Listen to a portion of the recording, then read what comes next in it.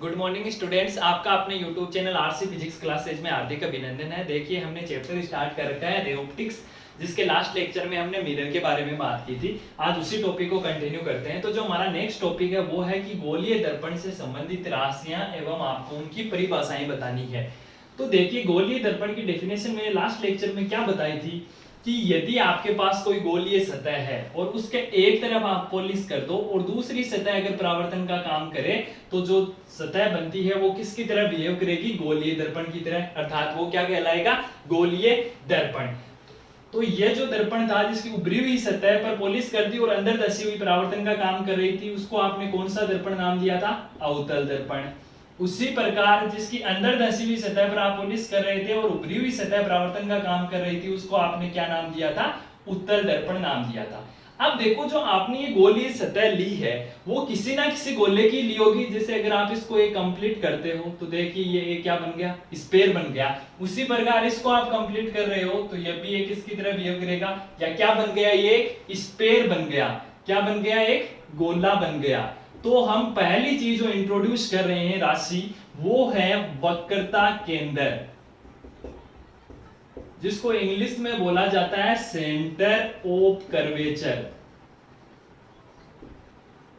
तो वक्रता केंद्र क्या होता है? इसकी डेफिनेशन कुछ इस प्रकार दी जाती है कि जो आप गोलीय दर्पण ले रहे हो, जैसे यह आपने गोलीय दर्पण ले लिया या ये गोलीय दर्पण ले लिया, तो गोलीय दर्पण को जिस गोले का कटा हुआ भाग होता है गोलीय दर्पण, उसका जो केंद्र होता है वो क्या कहलाता है? वक्रता केंद्र।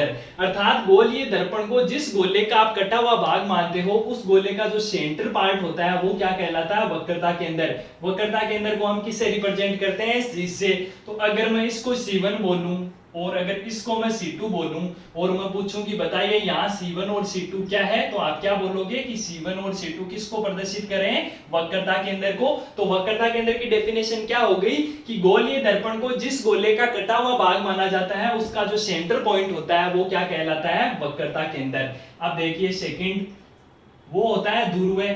ध्रुव को अंग्रेजी में बोला जाता है पोल, और इसको रिप्रेजेंट करते हो P से। तो देखिए पोल क्या होता है? तो पोल की डेफिनेशन इस प्रकार दी जाती है कि आप जो गोलीय दर्पण ले रहे हो ना, उसका जो सेंटर पार्ट होता है, जैसे मान लो मैंने ये कोई दर्पण लिया, इसका मान लो कि ये सेंटर पार्ट है, तो जो गोलीय दर्पण का जो सेंटर पार्ट होता है वो क्या कहलाता है? ध्रुव।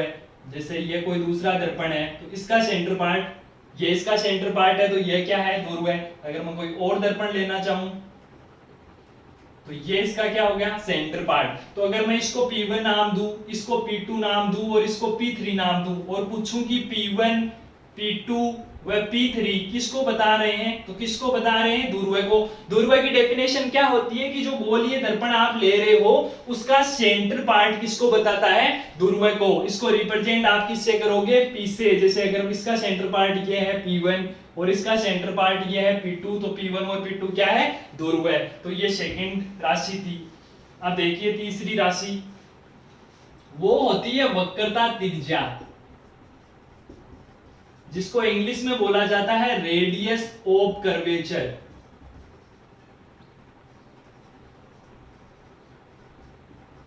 देखिए रेडियस ऑफ कर्वेचर क्या होता है, तो इसकी परिभाषा इस प्रकार दी जाती है कि P व C के मध्य की दूरी वक्रता त्रिज्या कहलाती है। किन किन के मध्य की दूरी? P व C के मध्य की। P क्या है? ध्रुव। C क्या है? वक्रता केंद्र। तो वक्रता केंद्र और ध्रुव के मध्य की दूरी को आप किससे रिप्रेजेंट करोगे? वक्रता त्रिज्या से। इसको किससे डिनोट करते हो? कैपिटल R से। तो देखो ये तो है वक्रता केंद्र और ये रहा ध्रुव, तो इनके मध्य की ये जो डिस्टेंस है ना उसको क्या बोला जाता है? वक्रता त्रिज्या। तो P व C के मध्य की दूरी क्या कहलाती है? वक्रता त्रिज्या। इसको कैपिटल R से रिप्रेजेंट करते हैं। देखिए चौथी राशि, मुख्य अक्ष, जिसको इंग्लिश में बोला जाता है प्रिंसिपल एक्सिस। तो देखिए प्रिंसिपल एक्सिस क्या होती है, तो इसकी डेफिनेशन ये होती है कि P व C को मिलाने वाली सीधी रेखा मुख्य अक्ष कहलाती है। क्या डेफिनेशन होगी कि P व C, तो ये तो रहा आपका P, और ये रहा सी, तो इनको मिलाने वाली सीधी रेखा जो ये आपको रेखा दिख रही है वो किसको बताएगी, वो बताएगी प्रिंसिपल अक्ष को, अर्थात मुख्य अक्ष को। तो मुख्य अक्ष की डेफिनेशन क्या हो गई कि P व C को मिलाने वाली रेखा क्या कहलाती है, मुख्य अक्ष कहलाती है। फिफ्थ पॉइंट देखिए, मुख्य फोकस, जिसको इंग्लिश में बोला जाता है प्रिंसिपल फोकस, इसको आप कैपिटल एफ से रिप्रेजेंट करोगे। तो देखिए मुख्य फोकस क्या होता है, तो ये मान लो आपके पास दर्पण है, मैं पूछूं कौन सा दर्पण है, तो इसकी ऊपरी हुई सतह पर आपने पॉलिश कर दी और अंदर धंसी हुई सतह परावर्तन का काम कर रही है, तो ये कौन सा दर्पण हो गया, अवतल दर्पण हो गया। ये इसका सेंटर पार्ट क्या होता है, ध्रुव है। ये जिस गोले का कटा हुआ भाग है उसका ये सेंटर पार्ट मान लिया मैंने सी, तो ये क्या हो गया वक्रता केंद्र, और इन दोनों को मिलाने वाली सीधी रेखा क्या कहलाती है, प्रिंसिपल एक्सिस। तो ये क्या है, ये है मुख्य अक्ष। तो देखो इसकी डेफिनेशन कुछ इस प्रकार दी जाती है कि मुख्य अक्ष के समांतर दर्पण पर आपतित होने वाली किरण परावर्तन के पश्चात मुख्य अक्ष के जिस बिंदु से गुजरती है या गुजरती हुई प्रतीत होती है वो क्या कहलाता है, मुख्य फोकस। तो मुख्य फोकस की डेफिनेशन क्या हुई कि मुख्य अक्ष के समांतर, तो देखो ये है मुख्य अक्ष, तो मुख्य अक्ष के देखो ये समांतर ही है, अगर ऐसी रेखा होती तो क्या हो जाती, लंबवत। तो मुख्य अक्ष के समांतर जब कोई प्रकाश की किरण दर्पण पर आपतित होती है और परावर्तन के पश्चात मुख्य अक्ष के जिस बिंदु से गुजरती है, देखो यहाँ दो लाइनें बोली जाती है कि गुजरती है या गुजरती हुई प्रतीत होती है, गुजरती हुई प्रतीत होती है, तो वह बिंदु क्या कहलाता है, मुख्य फोकस। तो देखो यहाँ तो ये रेखा गुजरती हुई प्रतीत हो रही है, यहाँ ये आपतित हुई और यहाँ क्या होगी, परावर्तित। तो ये तो गुजर रही है। अब आपको ये केस बताता हूँ कि गुजरती हुई प्रतीत कैसे होती है। जैसे मान लो कि आप उत्तल दर्पण ले लो, उत्तल दर्पण की खासियत क्या होती है कि जिसकी अंदर धंसी हुई सतह पर आप पॉलिश कर दो और उभरी हुई सतह परावर्तन का काम करे। तो ये इसका मध्य बिंदु पोल और ये हो गया सी, तो इन दोनों को मिलाने वाली सीधी रेखा क्या हो गई, मुख्य अक्ष। तो ये क्या है, मुख्य अक्ष। तो क्या बोला कि मुख्य अक्ष के समांतर आपतित प्रकाश की किरण परावर्तन के पश्चात, तो परावर्तन के पश्चात इस डायरेक्शन में मूव कर जाएगी। क्योंकि परावर्तन की डेफिनेशन क्या होती है कि आप जिस मीडियम में रेस को लेकर आते हो वापस रेस उसी मीडियम में चली जाती है। तो देखो ये आगे कहीं मीट कर पाएगी। एक और ले लेता हूं मैं, ये समांतर है, यहां से टकरा कर वापिस चली गई। तो बताओ ये दोनों रेखा एक्चुअल में कभी मिलेगी क्या, नहीं मिलेगी। एक ऊपर की तरफ जा रही है, एक इस डायरेक्शन में जा रही है, बट देखो आप इनको पीछे की तरफ बढ़ाओ तो ये इस बिंदु पर मिलती हुई प्रतीत हो रही है। तो ये क्या कहलाएगा, मुख्य फोकस। तो अवतल दर्पण के केस में तो आपको मिलती हुई प्रतीत होगी या इस बिंदु से गुजरती हुई दिखेगी, बट जो उत्तल दर्पण होगा उस केस में आपको केवल प्रतीत होगा, एक्चुअल में ऐसा कुछ नहीं होगा। देखो ये रेस कभी नहीं मिलेगी, बट आप इनको पीछे बढ़ाओगे तो ये क्या होगी, मिलती हुई प्रतीत होगी या गुजरती हुई प्रतीत होगी। तो मुख्य फोकस की डेफिनेशन क्या हो गई कि मुख्य अक्ष के समांतर आपतित प्रकाश की किरण परावर्तन के पश्चात मुख्य अक्ष के जिस बिंदु से गुजरती है या गुजरती हुई प्रतीत होती है वो बिंदु क्या कहलाता है, मुख्य फोकस। तो ये अवतल दर्पण का फोकस है और ये क्या है, उत्तल दर्पण का फोकस। नेक्स्ट पॉइंट,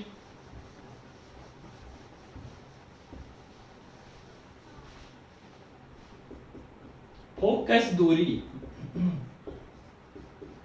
जिसको इंग्लिश में बोला जाता है फोकल लेंथ, इसको स्मॉल एफ से रिप्रेजेंट किया जाता है। तो देखिए फोकल लेंथ क्या होती है। तो अभी अभी मैंने मुख्य फोकस की डेफिनेशन आपको बताई थी कि मुख्य अक्ष के समांतर आपतित होने वाली प्रकाश की किरण परावर्तन के पश्चात मुख्य अक्ष के जिस बिंदु से गुजरती है या गुजरती हुई प्रतीत होती है वो क्या कहलाता है, मुख्य फोकस।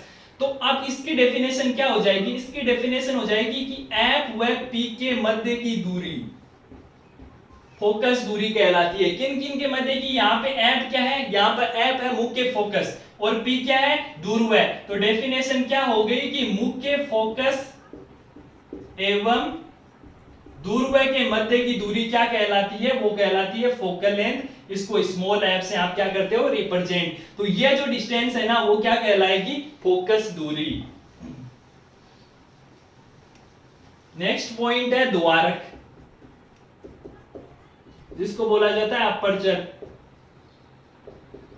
देखिए द्वारक क्या होता है, तो इसकी डेफिनेशन इस प्रकार दी जाती है कि दर्पण के जिस भाग द्वारा परावर्तन का कार्य होता है वो क्या कहलाता है, द्वारक। तो डेफिनेशन क्या हो गई कि दर्पण के जिस भाग द्वारा परावर्तन का कार्य होता है, तो देखो परावर्तन की घटना यहां से भी घटित हो सकती है, यहां से भी घटित हो सकती है, यहां से भी घटित हो सकती है। तो देखो इसके पूरे पोर्शंस पर अगर आप कहीं भी प्रकाश की किरण आपतित कराओगे तो वो क्या हो जाएगी, परावर्तित। तो अगर मैं इसको ए नाम दे दूं और इसको बी नाम दे दूं, तो इस दर्पण का जो ए बी होगा वो किसको प्रदर्शित करेगा, द्वारक को। इसी प्रकार अगर मैं इसको नाम सी दे दूं और इसको डी दे दूं, तो देखो सी से भी तो परावर्तन हो सकता है और डी से भी हो सकता है। तो दर्पण के जिस भाग से परावर्तन की घटना घटित होती है वो क्या कहलाता है, द्वारक। तो सी डी यहाँ पर क्या है, द्वारक। अगर मैं और एग्जांपल देना चाहूं, इसको अगर मैं ए डैश बोलूं तो यहाँ ए डैश क्या हो जाएगा, द्वारक। तो द्वारक की डेफिनेशन क्या हो गई कि दर्पण के जिस भाग द्वारा परावर्तन की घटना घटित होती है वो क्या कहलाता है, द्वारक। नेक्स्ट पॉइंट देखिए, सीमांत किरणें, जिसको इंग्लिश में बोला जाता है मार्जिनल रेज। देखिए मार्जिनल रेज क्या होती है, तो देखिए इसके पहले वर्ड पे फोकस कीजिए, सीमांत। तो सीमांत को अगर आप डिटेल से देखो तो क्या होता है, सीमा प्लस अंत, यानी जहां सीमा का अंत हो रहा है। तो बताओ यहाँ किसकी सीमा की बात चल रही है, भाई यहाँ हम दर्पण की तो बात कर रहे हैं, तो किसकी सीमा लेंगे, दर्पण की सीमा लेंगे। जैसे मान लो ये मेरे पास कोई दर्पण है, तो इसकी सीमा कहाँ हो गई, जैसे इसको मैं ए बिंदु बोल दूं और इसको बी बोल दूं, तो क्या ए व बी सीमा को प्रदर्शित करें, सीमा मतलब लास्ट पॉइंट, ए व बी से आगे दर्पण नहीं फैला हुआ, तो ए और बी किसको बता रही है, सीमा को। तो देखो सीमांत किरणों की डेफिनेशन इस प्रकार दी जाती है कि मुख्य अक्ष से दूर, तो ये आपकी प्रिंसिपल एक्सिस है, ये इसका सेंटर पार्ट है, ये सेंटर ऑफ कर्वेचर है, तो ये क्या है, मुख्य अक्ष। तो डेफिनेशन इस प्रकार दी जाती है कि मुख्य अक्ष से दूर तथा दर्पण के किनारों पर आपतित प्रकाश की किरणें क्या कहलाती है, सीमांत किरणें। तो सीमांत किरणों की डेफिनेशन क्या हो गई कि मुख्य अक्ष से तो दूर, देखो ये मुख्य अक्ष से तो दूर है, तथा दर्पण के किनारों पर आपतित प्रकाश की किरणें कैसी कहलाती है, सीमांत किरणें। नेक्स्ट पॉइंट, पराअक्षीय, उपाक्षीय, और इंग्लिश में इनको बोला जाता है पेराअक्सियल रेज। ये इंपॉर्टेंट है। तो क्या नाम है इनका कि पराअक्षीय, उपाक्षीय या पेराअक्सियल रेज क्या होती है। तो मैं एक दर्पण बनाता हूं आपके सामने, और सीमांत में तो आपने क्या कहा था कि मुख्य अक्ष से दूर और दर्पण के किनारों पर आपतित जो किरणें होती है वो क्या होती है, सीमांत किरणें। तो यहां आप क्या कहोगे कि मुख्य अक्ष के पास तथा दर्पण के मध्य बिंदु से गुजरने वाली जो प्रकाश की किरणें होती है वो क्या कहलाएगी, पराअक्षीय या उपाक्षीय किरणें। तो पराअक्षीय किरणों की डेफिनेशन क्या हो जाएगी कि मुख्य अक्ष के पास तथा दर्पण के मध्य बिंदु पर, मध्य भाग पर आपतित होने वाली प्रकाश की किरणें क्या कहलाती है, पराअक्षीय या उपाक्षीय। और जो आप सिलेबस, जो आपके सिलेबस में है ना, वो हम पराअक्षीय किरणों का ही उपयोग करते हैं, मार्जिनल किरणों का उपयोग नहीं करते। क्यों नहीं करते, क्योंकि जो हमारे सिलेबस में जो मिरर होते हैं ना वो बहुत छोटे साइज के होते हैं। जब मिरर जब बहुत छोटे साइज के होंगे तो जो मुख्य अक्ष के समांतर जो किरणें आपतित होगी वो क्या होगी, मुख्य अक्ष के ज्यादा पास होगी। इसलिए हम जो पढ़ते हैं वो कौन सी रेज पढ़ते हैं, पराअक्षीय रेज पढ़ते हैं। और जो पराअक्षीय रेज होती है वो जब मुख्य अक्ष के समांतर आपतित होगी तो परावर्तन के पश्चात मुख्य फोकस पर मिलेगी।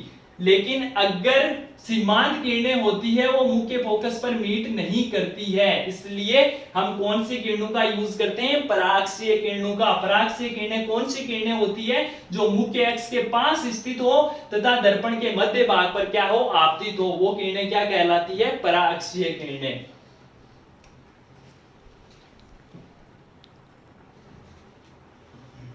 अब देखिए इन सभी डेफिनेशन को हम एक साथ पढ़ते हैं। तो देखिए ए और बी, मैं पूछूं ए बी यहाँ पे क्या है, तो मैंने क्या बताया था, ए बी किसको बता रहे हैं, द्वारक को बता रहे हैं। इस दर्पण का जो सेंटर पॉइंट होता है वो क्या होता है, पोल, जिसको हिंदी में क्या बोला जाता है, ध्रुव। और ये जो गोलीय दर्पण है वो जिस गोले का कटा हुआ भाग माना जाता है उसका जो सेंटर पार्ट होता है वो क्या कहलाता है, वो कहलाता है वक्रता केंद्र। इनके मध्य की जो दूरी होती है वो क्या कहलाती है, वक्रता त्रिज्या। और P व C को मिलाने वाली जो रेखा, सीधी रेखा है वो क्या होती है, मुख्य अक्ष। तो ये क्या है, यह है आपकी मुख्य अक्ष। नेक्स्ट हमने क्या पढ़ा कि इसके जो समांतर आपतित होने वाली प्रकाश की किरण मुख्य अक्ष के जिस बिंदु से गुजरती है वो क्या कहलाता है, मुख्य फोकस। और मुख्य फोकस व पोल के मध्य की दूरी को आप किससे रिप्रेजेंट करते हो, फोकल लेंथ यानी फोकस दूरी से। उसके बाद हमने बात की थी सीमांत किरणों की, तो सीमांत किरणों में क्या बताया कि मुख्य अक्ष से दूर तथा दर्पण के किनारों पर जो आपतित होने वाली प्रकाश की किरणें वो क्या कहलाएगी, सीमांत किरणें। जैसे मैं इसको अक्ष दे दूं और इसको वाई दे दूं, तो यहाँ जो अक्ष और वाई किरण है वो क्या है, सीमांत किरणें हैं।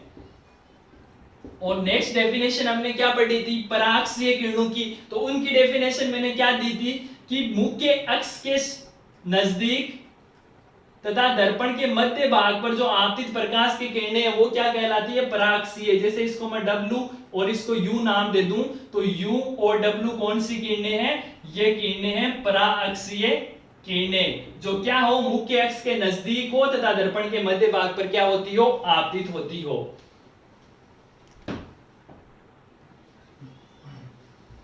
देखिए आपका जो नेक्स्ट टॉपिक है वो है कि गोलीय दर्पण से आपको प्रतिबिंब का निर्माण करना है। प्रतिबिंब को इंग्लिश में बोला जाता है इमेज और बिंब को बोला जाता है ऑब्जेक्ट। बिंब को तो क्या बोला जाता है, ऑब्जेक्ट, और प्रतिबिंब को क्या बोला जाता है, इमेज। तो आपको गोलीय दर्पण से प्रतिबिंब का निर्माण करना है। तो देखिए इसके 4 नियम हैं। देखिए रूल फर्स्ट, सेकंड, थर्ड और फोर्थ। तो देखिए पहला रूल क्या कहता है, पहला रूल ये कहता है कि मुख्य अक्ष के समांतर जो भी किरणें दर्पण पर आपतित होगी वो सदैव परावर्तन के पश्चात मुख्य फोकस से गुजरेगी। पहला नियम क्या है कि मुख्य अक्ष के समांतर जो भी प्रकाश किरण आपतित होगी वो हमेशा दर्पण के मुख्य फोकस से गुजरेगी। तो अब देखिए मैंने आपको अभी भी बताया कि जो दर्पण का सेंटर पार्ट होता है वो क्या कहलाता है, ध्रुव है। ये जिस गोले का कटा हुआ भाग माना जाता है उसका सेंटर क्या कहलाता है, सेंटर ऑफ कर्वेचर। तो अब देखो P और C को मिलाने वाली सीधी रेखा क्या कहलाती है, मुख्य अक्ष। तो बताओ ये मुख्य अक्ष है। अब मुख्य अक्ष के मैंने क्या बोला कि मुख्य अक्ष के समांतर, तो देखो ये मुख्य अक्ष के समांतर है। अगर रेखा इस प्रकार होती तो क्या हो जाती, लंबवत। तो मुख्य अक्ष के समांतर आपतित होने वाली प्रकाश किरण परावर्तन के पश्चात किससे गुजरेगी, मुख्य फोकस से। तो ये आपका क्या हो गया, मुख्य फोकस हो गया। तो ये पहला रूल है। देखिए दूसरा रूल क्या कहता है, दूसरा रूल ये कहता है कि दर्पण के मुख्य फोकस से गुजरने वाली, मुख्य फोकस से होकर आपतित होने वाली किरण परावर्तन के पश्चात मुख्य अक्ष के क्या हो जाती है, समांतर। तो ये C और C और P को मिलाने वाली रेखा क्या हो गई, मुख्य अक्ष हो गई।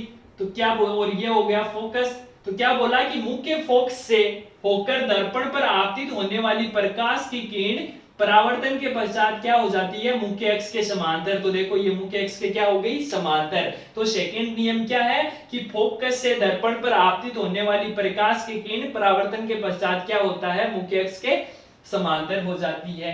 थर्ड रूल क्या कहता है, थर्ड रूल ये कहता है कि वक्रता केंद्र से गुजरने वाली जो प्रकाश की किरण है वो आपतन के पश्चात जब परावर्तित होती है तो वापस उसी पथ पर लौट जाती है। अर्थात देखो ये किरण क्या हो रही है, वक्रता केंद्र से गुजर रही है। तो वक्रता केंद्र से होकर दर्पण पर आपतित होने वाली प्रकाश की किरण परावर्तन के पश्चात पुनः उसी पथ पर क्या हो जाएगी, लौट जाएगी। अब इसी को अगर आप इस प्रकार आपतित ना करवा के इस प्रकार करवाओ कि ये इसका सेंटर ऑफ कर्वेचर है।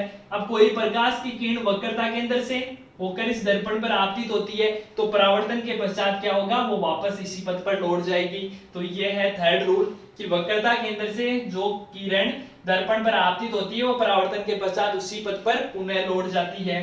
फोर्थ रूल ये कहता है कि दर्पण के ध्रुव पर कोई प्रकाश किरण जितने कोण पर आपतित होती है, बताओ ये ध्रुव ही तो है, दर्पण का सेंटर पॉइंट क्या कहलाता है, ध्रुव।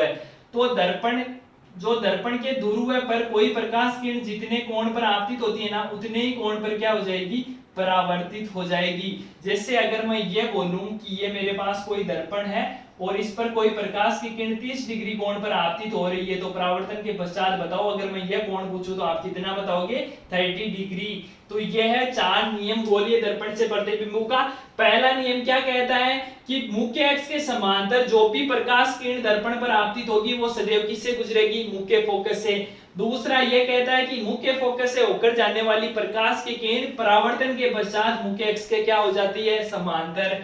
थर्ड नियम यह कहता है कि वक्रता केंद्र से गुजरकर कोई भी प्रकाश किरण अगर दर्पण पर आपतित होती है तो परावर्तन के पश्चात वो वापस उसी पथ पर लौट जाती है। और चौथा नियम क्या कहता है कि दर्पण के ध्रुव पर कोई प्रकाश किरण जितने कोण पर आपतित होती है ना वह उतने ही कोण पर क्या हो जाती है, परावर्तित। तो आपको ये 4 रूल दिमाग में रखने हैं और आप हर क्वेश्चन में हर इमेज, हर टाइप की आप इमेज का क्या कर लोगे, फॉर्मेशन कर लोगे।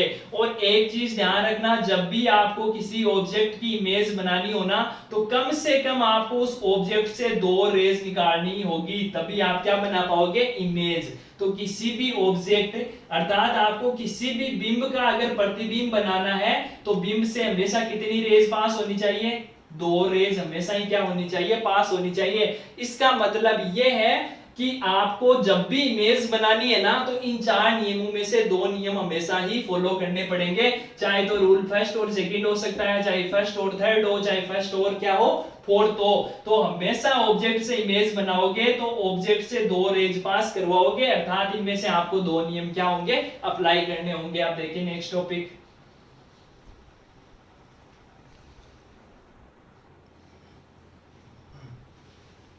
अवतल दर्पण के लिए आपको क्या करना है, विभिन्न स्थितियों पर प्रतिबिंब की प्रकृति बतानी है।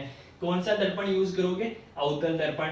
अवतल दर्पण क्या होता है कि जिसकी उभरी हुई सतह पर पॉलिश कर दो और अगर अंदर धसी हुई सतह परावर्तन का काम करे तो वो दर्पण कौन सा होता है, अवतल दर्पण। तो मुझे बताओ, देखो ये जो डायग्राम में दिख रहे हैं वो सभी अवतल दर्पण ही है।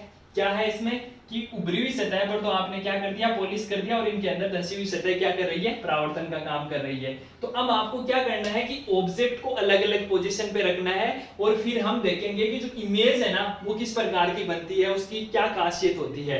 तो हम स्टार्टिंग करते हैं। सबसे पहले ऑब्जेक्ट को बिंब बोला जाता है हिंदी में, तो ऑब्जेक्ट को हम कहां रख रहे हैं, इंफिनिटी पर। और एक चीज आप हमेशा ध्यान रखना कि इंफिनिटी से जो रेज होती है ना वो कैसी रेज आती है, पैरेलल यानी समांतर आती है। तो देखो यहाँ मैंने इंफिनिटी पे ऑब्जेक्ट को रखा, ये मेरे पास अवतल दर्पण है, इसका सेंटर पार्ट क्या होता है, पोल होता है, और ये जिस गोले का कटा हुआ भाग माना जाता है उसका सेंटर पार्ट क्या कहलाता है, सी। अब मुझे बताओ इंफिनिटी से रेज कैसी आती है, हमेशा ध्यान रखना इंफिनिटी से जो रेज आती है ना वो कैसी रेज आती है, पैरेलल। पैरेलल अर्थात समांतर आती है। तो देखो ये मुख्य अक्ष के क्या आ गई, समांतर आ गई। और मैंने पहला नियम आपको क्या बताया था कि मुख्य अक्ष के समांतर आपतित होने वाली प्रकाश की किरणें सदैव किस बिंदु से गुजरेगी, फोकस से। तो जब हमारा ऑब्जेक्ट इंफिनिटी पे होगा तो हमारी इमेज कहां बनेगी, फोकस पर बनेगी। हो सकता है रेज इस प्रकार ना आकर कुछ इस प्रकार आ जाए, तो इस पर भी यही होगा कि ये भी क्या आ रही है, मुख्य अक्ष के क्या आ रही है, समांतर रेज आ रही है। तो समांतर आने वाली रेज हमेशा क्या होती है, जिस बिंदु पर मीट करती है वो क्या कहलाता है, फोकस। तो अब देखिए इनमें हम ये 5 पॉइंट पढ़ेंगे। पहला तो ये पढ़ेंगे कि जो आपकी इमेज बन रही है वो वास्तविक है या आभासी। आभासी का मतलब बनती हुई, बन रही है, वास्तविक का मतलब तो बन रही है, और आभासी का मतलब होता है बनती हुई दिख रही है। दूसरा कि उल्टा होगा या सीधा होगा। तीसरा पोजीशन यानी इसकी स्थिति क्या है। चौथा साइज यानी आकार क्या है, और पांचवा मैग्निफिकेशन यानी आवर्धन क्या है। तो हम पहली बात करते हैं, एक चीज हमेशा ध्यान रखना, जो इमेज वास्तविक होगी ना वो हमेशा कैसी होगी, उल्टी, या वो क्या होगा, उल्टा। और उसी प्रकार अगर आभासी इमेज बनेगी ना तो वो हमेशा कैसी होनी चाहिए, सीधी अर्थात सीधा। तो ये चीज हमेशा ध्यान रखना, अगर कहीं पे भी इमेज वास्तविक बन रही है तो वो हमेशा उल्टी ही होगी, और अगर आभासी बन रही है तो वो क्या होगी, सीधी। तो अब मुझे बताओ इंफिनिटी से रेज कैसे आई, पैरेलल, समांतर, और ये परावर्तन के पश्चात किस बिंदु से गुजरी, फोकस से। तो देखो आपको यहां से ये गुजरती हुई प्रतीत हो, मतलब दिख रही है, गुजर रही है इससे, तो ये आभासी होगी या वास्तविक। मैंने क्या कहा था, गुजरती हुई प्रतीत होती है ना तब तो होता है आभासी, और अगर आप गुजरती है, यहां से देखो ये गुजर ही तो रही है, तो यहाँ जो प्रतिबिंब बनेगा वो कैसा बनेगा, वास्तविक। और मैंने क्या कहा था कि प्रतिबिंब अगर वास्तविक हो तो वो हमेशा कैसा होगा, उल्टा। अगर वास्तविक है तो उल्टा, आभासी है तो क्या होगा, सीधा। अब तीसरी बात इसमें पूछी जाती है पोजीशन। तो बताइए जब इनफिनिटी से रेज आई तो हमारी इमेज कहां पे बन रही है, फोकस पर। तो पोजीशन में आप क्या लिख दोगे, फोकस पर। जी भाई प्रतिबिंब कहां बन रहा है, तो प्रतिबिंब कहां बन रहा है, मुख्य फोकस पर। नेक्स्ट पॉइंट है कि इसकी साइज कैसी है। तो देखो इनफिनिटी से रेज आ रही है तो इसकी साइज बहुत बड़ी है, बट देखो इमेज में तो ये एक पॉइंट की तरह दिख रही है, एकदम छोटी सी। तो इसकी जो आकार होगा वो कैसा हो जाएगा, स्मॉल यानी छोटा, या इसको बोला जाता है पॉइंट साइज। पॉइंट साइज का मतलब बिंदु के आकार का, बिंदु के आकार का। नेक्स्ट है कि मैग्निफिकेशन। मैग्निफिकेशन मैंने आपको लास्ट लेक्चर में बताया था कि क्या होता है कि प्रतिबिंब का आकार या प्रतिबिंब की ऊंचाई अपॉन बिंब की ऊंचाई। तो अब देखिए बिंब तो बहुत बड़ा है, प्रतिबिंब तो बहुत छोटा बिंदु आकार का है। तो जब आप बहुत छोटी राशि में बहुत बड़ी राशि का भाग दोगे तो जो मान आएगा वो हमेशा कैसा आएगा, लेस देन 1 आएगा। जैसे सपोज दैट मान लो कि बिंब की ऊंचाई है 10 मीटर और प्रतिबिंब मिला आपको 1 मीटर का, तो 1/10 क्या आ गया, 0.1। बताओ ये हमेशा लेस देन 1 होगा या नहीं होगा? होगा। तो मैग्निफिकेशन इसका कैसा होता है, हमेशा लेस देन 1। तो जब आपका बिंब इंफिनिटी पर स्थित होता है तो प्रतिबिंब कहां बनता है, प्रतिबिंब बनता है फोकस पर। उसका आकार कैसा होता है, छोटा होता है, एकदम बिंदु के आकार का। तीसरा आवर्धन क्या होता है कि magnitude of m less than 1। चौथा की प्रतिबिंब कैसा बनता है, वास्तविक, और वास्तविक प्रतिबिंब हमेशा कैसा होता है, उल्टा। ये चीज दोनों चीजें आप दिमाग में रखोगे कि वास्तविक प्रतिबिंब कैसा बनेगा, उल्टा, और आभासी हमेशा कैसा होगा, सीधा। अब देखिए नेक्स्ट, अब हम क्या करते हैं कि इस ऑब्जेक्ट को इंफिनिटी से उठाते हैं और थोड़ा आगे खिसका देते हैं, अर्थात हमारे नेक्स्ट केस में ऑब्जेक्ट कहां हो जाएगा, इंफिनिटी व सी के मध्य। तो ये रहा इंफिनिटी और ये रहा सी, तो यहाँ कहीं इंफिनिटी है और यहाँ सी, तो ये इंफिनिटी व सी के मध्य हो गया। अब देखो मैंने क्या किया कि एक रेस तो इससे पैरेलल भेज दी, और आपको पता है मुख्य अक्ष के समांतर जो भी प्रकाश की किरण दर्पण पर आपतित होती है वो परावर्तन के पश्चात किससे गुजर जाती है, फोकस से।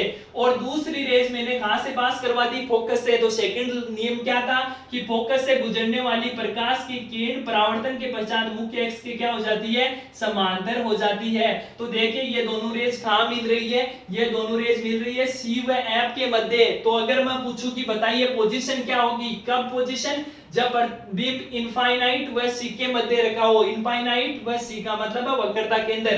तो हमारा प्रतिबिंब कहां बनेगा, एफ व सी के मध्य। अब साइज देखो, ये बड़ा है और ये छोटा है, तो साइज तो इसकी क्या हो जाएगी, छोटी, यानी स्मॉल साइज का होगा। ये था पॉइंट साइज का, ये कैसा है, स्मॉल। मैग्निफिकेशन फिर m लेस देन 1 आ जाएगा। क्यों, क्योंकि देखो जो आपका प्रतिबिंब है वो बिंब से छोटा है, और फॉर्मूला क्या कहता है कि प्रतिबिंब की ऊंचाई अपॉन बिंब की ऊंचाई। तो बिंब की ऊंचाई इस बार भी बड़ी है, तो मैग्निफिकेशन क्या आ जाएगा, लेस देन 1 आ जाएगा। और अब देखो ये मिलती हुई प्रतीत हो रही है, यहाँ पे मिल रही है, यहाँ पे ये रेज मिल रही है। देखो एक तो समांतर आई तो फोकस से गुजर गई, और दूसरी फोकस से गुजरी तो मुख्य अक्ष के क्या हो गई, समांतर, यानी यहाँ पर मिल रही है। तो प्रतिबिंब कैसा बनेगा, वास्तविक। और वास्तविक को बारे में मैंने क्या बताया था कि वो सदैव कैसा होगा, उल्टा। तो प्रतिबिंब कैसा बन जाएगा, वास्तविक और उल्टा बनेगा। कहां, एफ व सी के मध्य। साइज क्या होगी, स्मॉल, और मैग्निफिकेशन क्या हो जाएगा, लेस देन 1। अब देखिए थर्ड केस,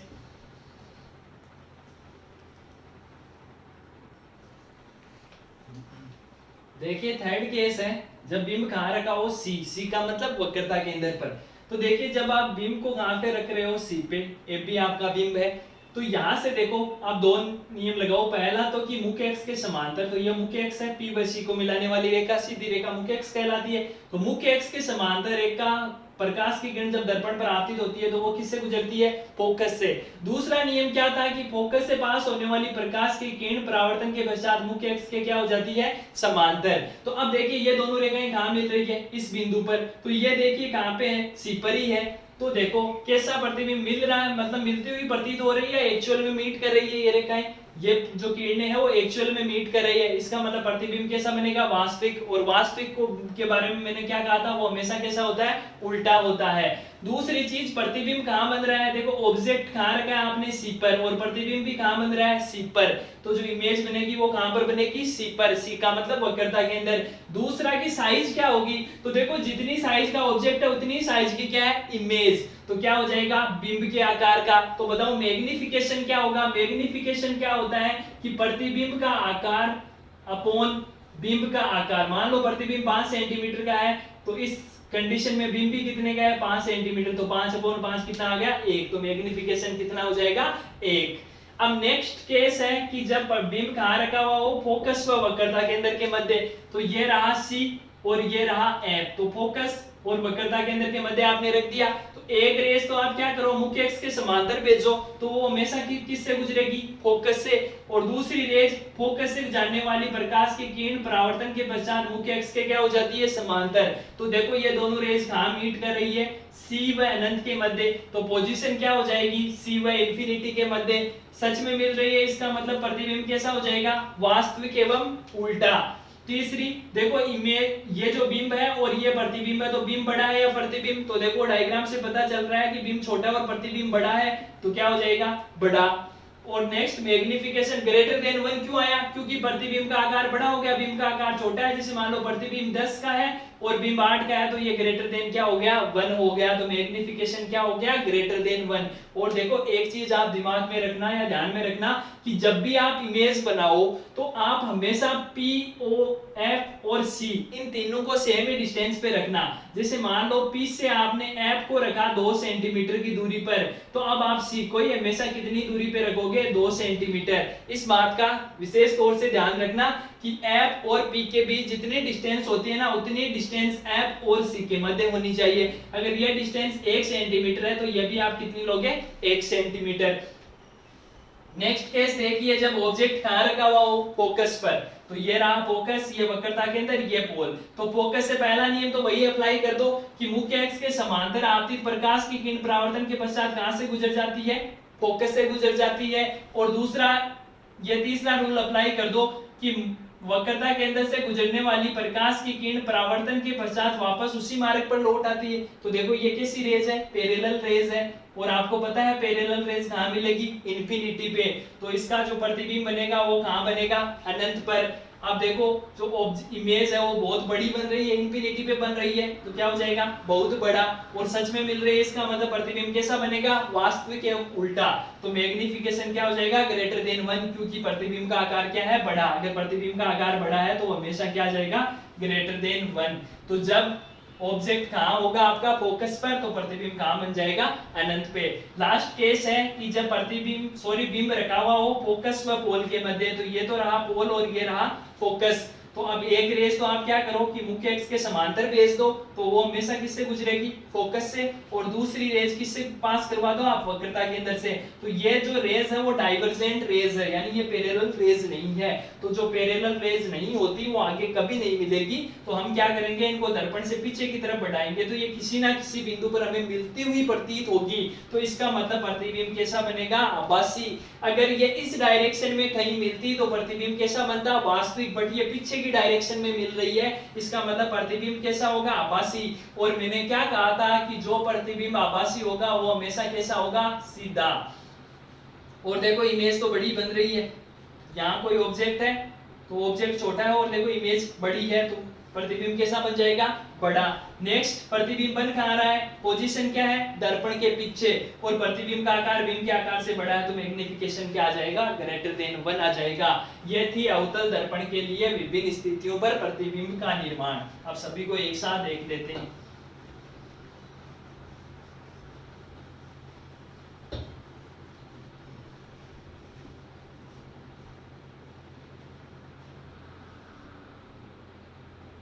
ये अवतल दर्पण है, ये इसका सेंटर पार्ट पोल हो गया। और मैंने क्या कहा था कि पोल से जितनी दूरी पर फोकस होगा उतनी ही दूरी पर क्या होगा, सेंटर ऑफ कर्वेचर अर्थात वक्रता केंद्र। तो अब देखिए पहला यहाँ कहीं इंफिनिटी है, तो जब इंफिनिटी पर अगर ऑब्जेक्ट हो तो वो कहां बन रहा था, फोकस पर।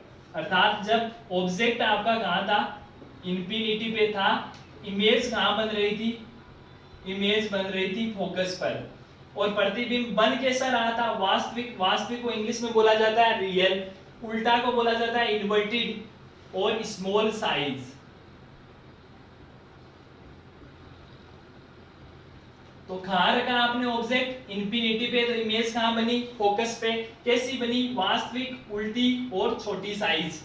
अब नेक्स्ट केस, इंफिनिटी से आप आगे आओ तो कहां जाओगे, इंफिनिटी व सी के मध्य। देखो भाई इंफिनिटी के बाद सी तो आ रहा है, तो प्रतिबिंब जो बीम रखोगे वो कहाँ रखोगे, इंफिनिटी और सी के मध्य। तो देखो पहला आपको कहाँ मिला था, फोकस पर। तो अब आप क्या करो, फोकस से आगे बढ़ते जाओ, इंफिनिटी से इस डायरेक्शन में चल रहे हो तो आप फोकस से अपोजिट डायरेक्शन में मूव करो। तो इंफिनिटी पे था तो कहाँ मिल रहा था, फोकस पर। तो अब देखो आप फोकस से आगे बढ़ोगे तो कहाँ मिल जाएगा, एफ व सी के मध्य। बताओ इमेज कैसी होगी, रियल ही होगी। इन्वर्टेड रियल हमेशा कैसी होती है, इन्वर्टेड। इन्वर्टेड का मतलब होता है उल्टा, और रियल का मतलब क्या होता है, वास्तविक। और साइज कैसी है, छोटी साइज है। ये तो एकदम ही पॉइंट था, पॉइंट साइज बोल दो इसको, और इसको बोल दो स्मॉल साइज। थर्ड, अब देखो पहले इंफिनिटी था, फिर इंफिनिटी व सी के मध्य आया। अब आप क्या करोगे, सी पर आ जाएगा। कहां जाएगा, सी पर। तो जब देखो यहाँ पहले ए पर मिला और नेक्स्ट कहाँ मिला, एफ व सी के मध्य। तो अब आगे बढ़ो, कौन सा पॉइंट दिख रहा है आपको, सी। तो इसकी इमेज कहाँ बन जाएगी, सी पर बन जाएगी। इमेज कैसी होगी, रियल होगी, इन्वर्टेड होगी। रियल हमेशा इन्वर्टेड होती है। और साइज कैसी हो जाएगी, सेम साइज, क्योंकि यहाँ पे बिंब का आकार और प्रतिबिंब का आकार क्या होता है, सेम। तो देखो आप सी पर पहुंच गए। अब आप कहाँ हो गए, सी व एफ के मध्य। तो नेक्स्ट क्या हो जाएगा, सी व एफ के मध्य। तो आप इससे आगे बढ़ो। अब सी से आगे क्या था, इंफिनिटी। तो क्या हो जाएगा, सी व अनंत के मध्य। इमेज तो कैसी बननी है, रियल। रियल हमेशा कैसा होता है, इन्वर्टेड। और साइज क्या आ जाएगी, बिग साइज।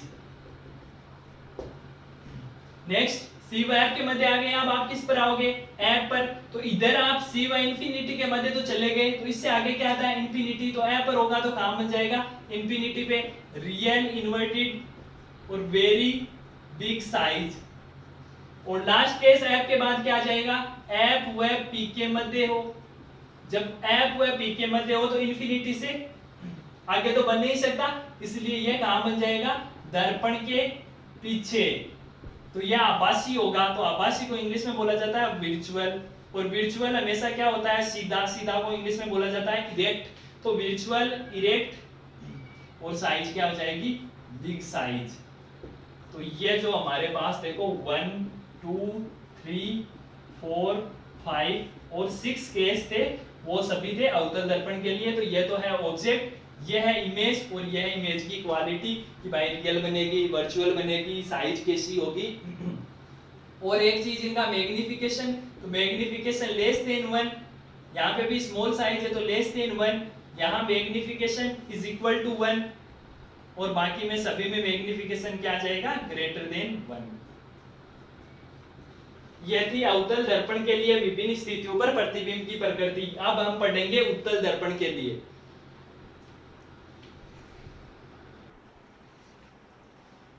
देखिए उत्तल दर्पण के लिए हम दो कंडीशन की बात करेंगे। पहला तो यह करेंगे कि जब बिंब कहाँ स्थित हो, अनंत पर स्थित हो, और दूसरा यह करेंगे कि बिंब दर्पण के सामने कहीं भी स्थित हो।